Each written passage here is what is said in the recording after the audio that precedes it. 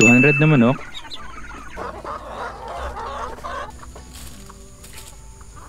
Limang kambing. 3 native pigs. Isang baka. At hydroponics sa isang farm. Paano namin ito inaalagaan? Madali lang, kaya samahan niyo ako sa morning chores dito sa farm. Tara!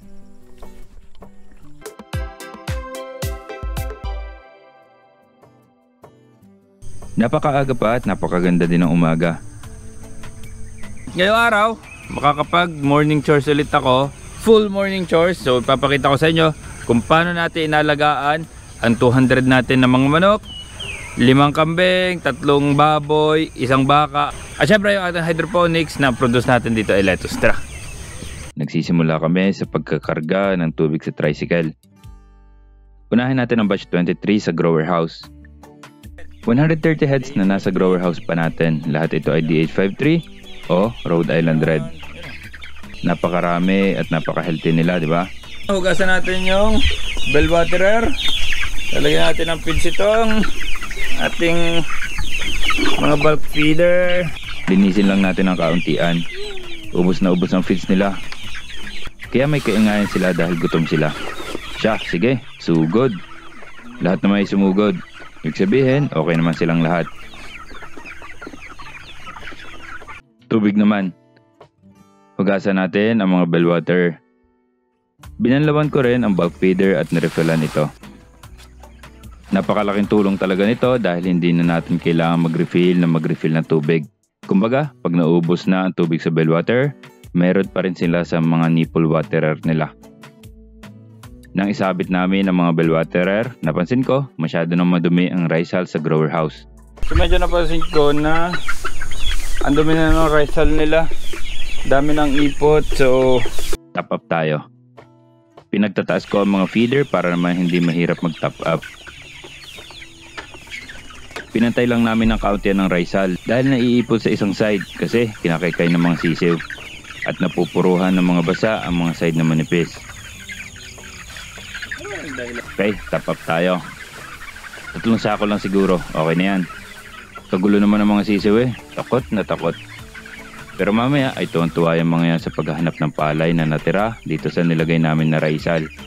So nabalik na natin yung mga feeder, mga waterer, nakapag-top up na tayo. Okay na ang ating batch 23.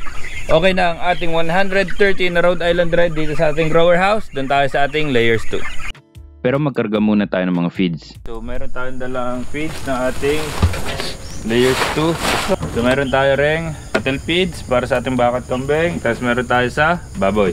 So dito tayo sa layers 2. Bale ito yung ating batch 22 na natira na kinonvert natin sa layer. May pasaway pa sa labas at pinahirapan pa ako manghuli ah. Morning jogging muna tayo. Buksan natin ang mga pugad nila. Checking ng feeds at ng bulk waterer.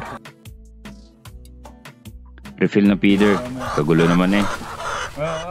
Nagta-transition kasi tayo, kaya unti-unti lang yung feeds, kaya naubusan sila. Magagis lang tayo ng ilan sa labas para sila ay makatuka. Okay na tayo. Meron na rin silang bell water dito na may plain water. Layers 2 na 20 heads, okay na rin. So doon tayo sa layer 1 na rin. Kaso pagdating ko, nakataob ang tangke ng bulk waterer. It turns out, natanggal ang isang nipple. Nawala ng laman. Kaya yun, madali nilang naitaob. Si John Paul na ang bahala dyan. Ako ay mag-chores na. Buksan natin ang mga pugad nila. Ang feeds naman, marami pa naman. Jogging muna tayo. Pasado naman sila. Nagpalit tayo ng mga bedding sa mga pugad para mas komportable sila at iwas kuto. Natapos na rin ang repair ng bulk waterer kaya nilagyan na ulit ng tubig. Ang paborito ko, magkolekta ng itlog. Walang itlog ngayong umaga. 8. Itest din natin ang ginawa ni John Paul kung okay na ba. At okay na. So okay na tayo dito sa ating layer 1. Pupunta naman tayo sa ating mga kambing. Pagdating ko sa kambingan, nagulat ako. Ay ginawang CR naman ang waterer eh. Hello. Doon na tayo eh. Napababa ang kabit kaya in-adjust muna namin at inaas ng konti. Nagwalis na lang muna ako ng mga dumi ng kambing. Pinaglalagyan namin ng feeds ang kanilang mga feeder at tubig sa mga water. Okay, yan para sa ating 5 kambing. Tayo naman sa ating native pig. 3 native pigs. Magkatabi lang naman ang ating kambing at baboy. I-check natin kung may contact ang fence nila sa kahit na anong bagay. May ilan at may ilan din na malapit na lumapat. Ayusin lang natin. Pakainin natin at painumin. Ang babait na ng mga baboy ko, di ba? Nagtataka lang kami, kakain ng feeds and then iinom. Ba't kaya nila ginagawa yon? Okay, yun lang sa ating native pigs. Ito naman tayo kay John B sa ating nag-iisang baka. Para sa ating baka naman, si John B. Nakaprepare naman na ang padak na sunod niya kaya patatawirin na lang natin. Madalas excited dyan pagtawid. Favorite ni John B ang molasses at may tubig na rin ang kanyang waterer. Kaya tapos na tayo dito. Lastly, sa hydroponics na tayo. Ang gaganda ng mga tanim natin, pantay na pantay. Para sa chores dito, i-check natin ang mga dahon kung wala bang visible ng mga insekto. At good thing, wala naman. Checking ng water flow at adjustment as necessary. Tangke ng tubig. At ang ilalim para makita natin kung may tumutulong tubig na magsasayang ng ating nutrient solution. So yun, para dito sa ating hydroponics na 232 heads capacity. So ganun namin alagaan ang aming 200 na manok, 5 kambing, 3 native pig, 1 baka at itong ating hydroponics. And yan ay 2 beses sa maghapon ha, morning chores at afternoon chores. Maraming salamat, subscribe and peace!